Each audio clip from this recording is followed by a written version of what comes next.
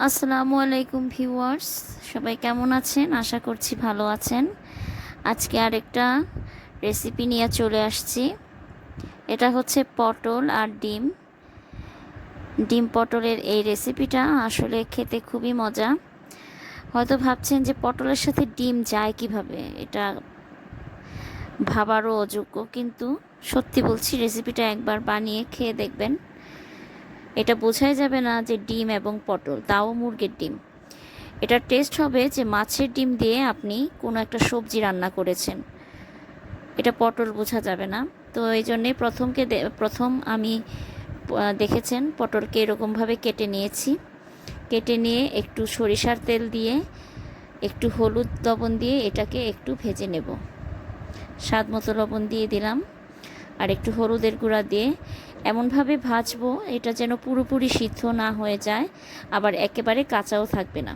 এটার মধ্যে আর কিছুই দিইনি, পটলগুলোকে জাস্ট এভাবে কেটেছি আমি। আপনারা চাইলে পটলগুলোকে এরকমভাবে মাঝখান দিয়ে না কেটে, মানে গোল গোল করে কাটতে পারেন।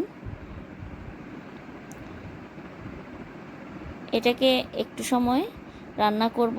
একটু হলুদের গুঁড়া দিলাম, দিয়ে এটাকে একটু সময় ভেজে নেড়ে চেড়ে আমি তুলে নিব, একটা পাত্রে উঠিয়ে রাখবো।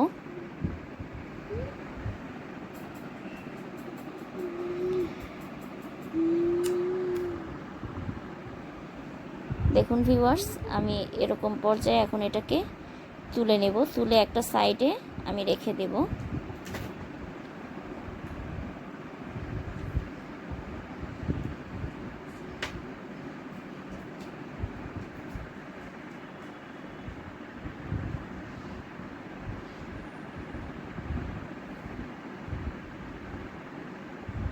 এখন একই প্যানে এই আরেকটু তেল দিব, সরিষার তেল, আর এরকম পেঁয়াজ কুচি দেব।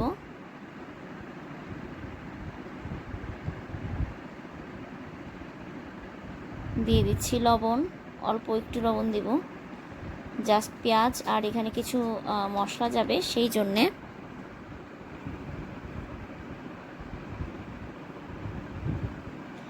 দিয়ে দিচ্ছি কাঁচামরিচ, কেটে রাখা কাঁচামরিচ ফালি করে রেখেছিলাম, এগুলো দিয়ে দিলাম। একটু আদা রসুন পেস্ট এবং একটু সাদা গোলমরিচের গুঁড়া দিয়েছি।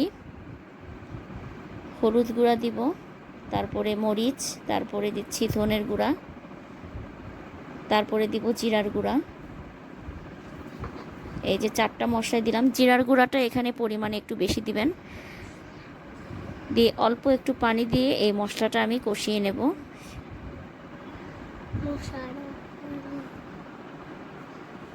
এখন মশলাটা কষানো হয়ে গেলে এই যে একটা ডিম এরকমভাবে দিয়ে দিলাম। মশলাটা একই প্যানে একই সাইডে রেখে ডিমটাকে জাস্ট এরকমভাবে একটু ভেজে নেব।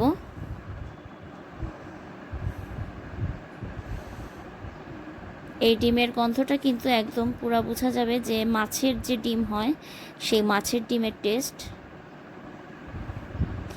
কারণ এখানে যে মশলাটা আছে এই মশলার মধ্যে এমনিতেও আমরা অনেকেই এরকমভাবে মশলার মধ্যে ডিম দেই, খেয়ে থাকি।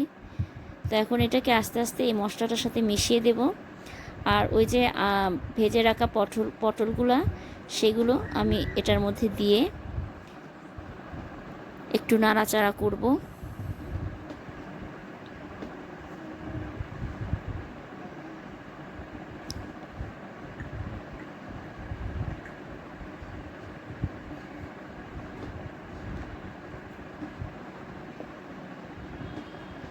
এইভাবে নাড়াচাড়া করতে থাকবো যাতে মশলার সাথে এবং পটলের সাথে ডিম ভালো করে মিক্সড হয়ে যায়।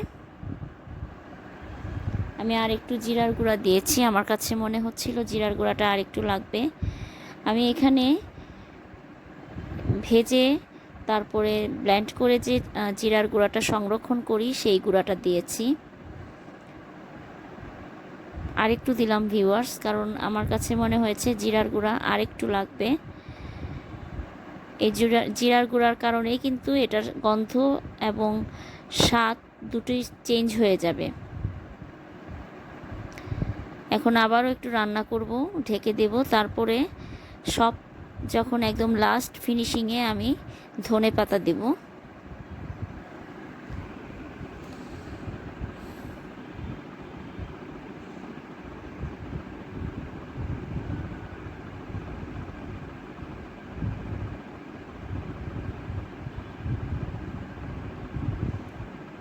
আমরা ঝিঙে দিয়ে এরকমভাবে অনেকে করে থাকি, কিন্তু পটল দিয়ে এইভাবে করা হয় না।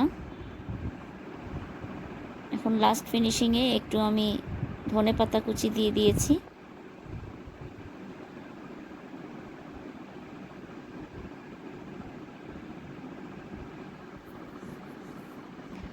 আর একটু রান্না করে নেব, কারণ পটলটা একদম শক্ত হলে ভালো লাগবে না, পটলটা একেবারে নরম হয়ে যেতে হবে। আমার রান্না হয়ে গেছে, এখন আমি গরম গরম এভাবে কাঁচামরিচ দিয়ে ভাতের সাথে সার্ভ করছি। সবাইকে ধন্যবাদ, রেসিপিটা বানিয়ে দেখবেন।